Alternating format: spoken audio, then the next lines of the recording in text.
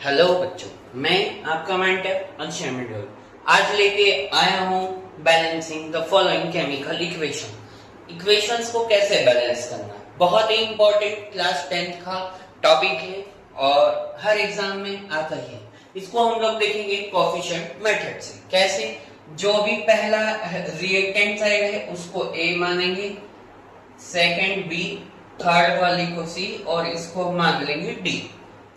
अब हमको कोएफिशिएंट्स को कंपेयर करना रिएक्टेंट के अंदर और प्रोडक्ट के अंदर। कैसे हम लोग इसको कंपेयर करते हैं उसको आप लोग थोड़ा देखें। यहाँ पर हाइड्रोजन के लिए बात कर ले। हाइड्रोजन इधर रिएक्टेंट में कितना है? केवल एक, ये लिखा हमने ए। हाइड्रोजन फिर रिएक्टेंट में कितना है? दो, ये है ना 2 और OH, तो ये लिखा A plus 2B is equal to, इधर कितना है हाइड्रोजन? केवल 2, तो हमने लिखा 2D। उसके बाद अब नाइट्रोजन के लिए अगर हम लोग बात करें, नाइट्रोजन कितना है? 1, इधर कितना हो जाएगा? 2। क्यों? क्योंकि ये पूरे ब्रैकेट के बाहर माने होल में है, तो A इज इक्वल टू कितना होगा? 2C। फिर आप बात करेंगे ऑक्सीजन के लिए। ऑक्सीजन इधर कितना है? T, तो ये हुआ 3 है। फिर ऑक्सीजन यहाँ पर कितना है? 2, ये भी होल में है, तो 3A plus 2B is equal to, यहाँ ऑक्सीजन 3 2 जा कितना होगा बेटा? 6, तो ये हो जाएगा 6C प्लस D।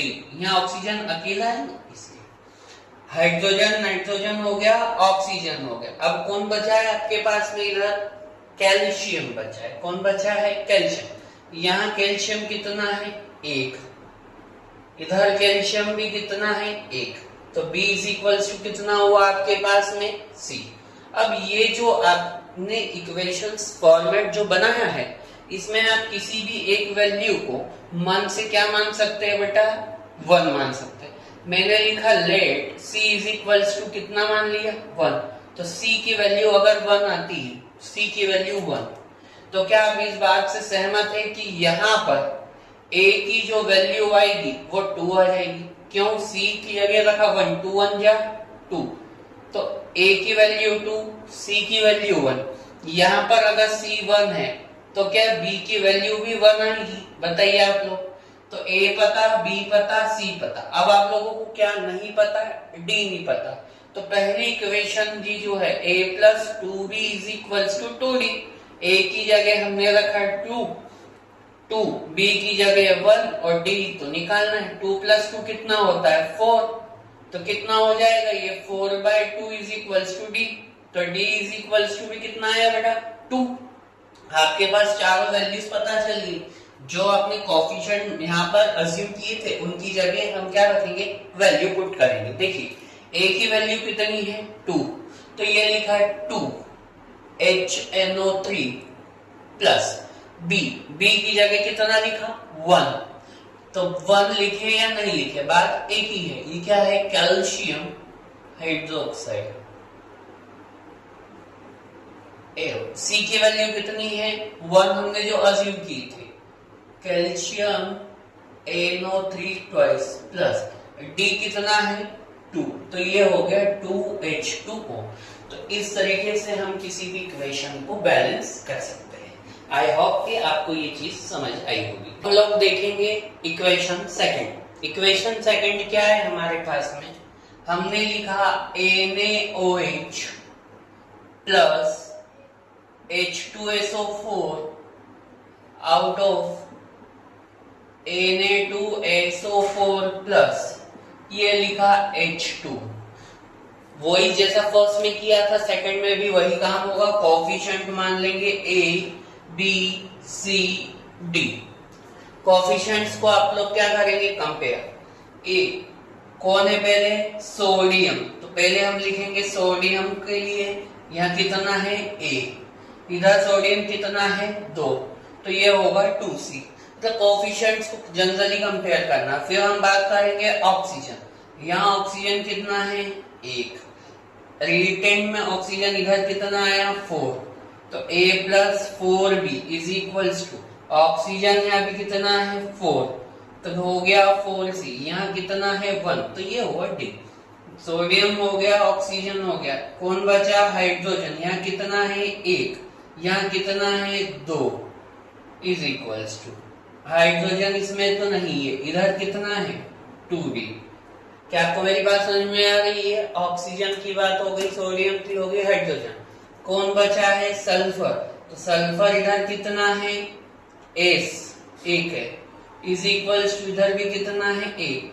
अब इन चारों को हम लोग क्या बताएंगे? कंपैरिजन बताएंगे। कैसे? सर आपने अभी तो सिखाया था कि किसी भी एक वैल्यू को क्या मान लो? 1। हम यहाँ किसको मान लेते हैं? सी को। क्यों सर हर बार सी को ही क्यों? क्योंकि यहाँ सी रखने से 2 भी मिल जाएगा और बी भी मिल जाएगा। तो ऐसा आपको कोएफिशिएंट सिलेक्ट करना है जो आसानी से हर वैल्यू आपको दे दे। तो ए कितना आ गया यहाँ से? 2। यहाँ से b is equals to B कितना आ गया? 1। तो a पता, b पता, c पता। अब आपको क्या नहीं पता है? d। तो यहाँ पर d के लिए हम लोग इक्वेशन क्या लिखेंगे बेटा? देखेंगे थोड़ा ध्यान से। a plus 2b is equals to 2d। a है 2, b है 1, 2d। d निकालना है। 2 plus 2 is equals to 2d, 4/2 is equals to d। तो d की वैल्यू भी कितनी आ गई? 2। अब ये सारी वैल्यूज इक्वेशंस में पुट करो। a की जगह कितना? 2, तो ये अपन ने लिखा 2 NaOH प्लस b कितना? 1, 1 लिखो नहीं लिखो एक ही बात। c कितना? 1, ये लिखा 1 Na2SO4। d कितना है? 2 है। आप चाहो तो इसको आप कंपेयर भी करके देख सकते हो, दोनों तरफ इक्वल आया कि नहीं। 2 सोडियम 2 सोडियम, SO4 SO4 भी है। हाइड्रोजन यहाँ कितने हैं? 2। यहाँ कितने हैं? 2, 2 2 4, तो 2 2 जा 4। यहाँ भी कितने हो गए? 4। ऑक्सीजन भी मिला दीजिए, 2 ये है और यहाँ पर भी कितना है? 2।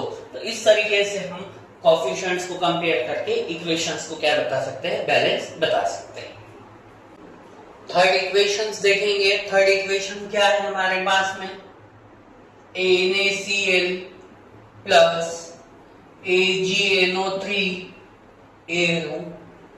AgCl plus NaNO3। आपको यहाँ क्या अज्यूम करना है? कोएफिशिएंट। पहला coefficient A, second B, third C and fourth one is D। ये चार हमने क्या कंसीडर किए? कोएफिशिएंट कंसीडर किए। पहले में कौन है? सोडियम Na, A, सोडियम ये है, A is equals to D। Chlorine Cl कितना है? A। क्लोरीन यहाँ पर भी कितना है? 1। उसके बाद में हम लोग लेंगे किसको? Ag को। किसको लेंगे बेटा? Ag मतलब सिल्वर। सिल्वर यहाँ कितना है? 1। यहाँ भी कितना है? 1। उसके बाद आपके पास कौन बच रहा है? NO3। आप चाहो तो अलग अलग ले लीजिए या तो इकट्ठे भी हम लोग, अभी सिंगल है तो ले सकते हैं। अगर मैं बात करूं NO3 तो यहाँ है B, वहां पर है D। देखिए सारी चीजें एक जैसे इक्वल हो रही है। अगर हम लोग यहाँ पर लेट करते हैं, चलिए इसको बाद में मान ले C is equals to 1। C को क्या माना? 1। देखिए तो क्या यहाँ से A भी कितना आएगा? 1। यहाँ से B भी कितना आएगा? 1। अगर B 1 है तो बताइए D की वैल्यू भी यहाँ से 1 आएगी या नहीं? तो ABCD चारों वैल्यूज अगर 1 आती है आपके पास किसी भी इक्वेशंस में, तो आप उसको बैलेंस्ड इक्वेशन समझेंगे। कौन सी इक्वेशन है? मतलब this equation is balanced equation. इसको हम लोग कहते हैं बैलेंस्ड इक्वेशन। अगर जिसके कोएफिशिएंट इक्वल आते हैं तो वो हमारी बैलेंस्ड इक्वेशंस कहलाती है। चौथी इक्वेशन हमारे पास में क्या है? लास्ट इक्वेशन एनसीईआरटी की, BaCl2 plus H2SO4 BaSO4 plus HCl। यहाँ पर भी हम लोग सेम काम करेंगे, कोएफिशिएंट्स को कंसीडर करेंगे A B C D। ये हुआ A B C और ये हुआ D। पहला है बेरियम, लिख देंगे, ये इसलिए लिखते हैं ताकि कंफ्यूजन ना हो, कोई छूट ना जाए। A कितना है बेरियम?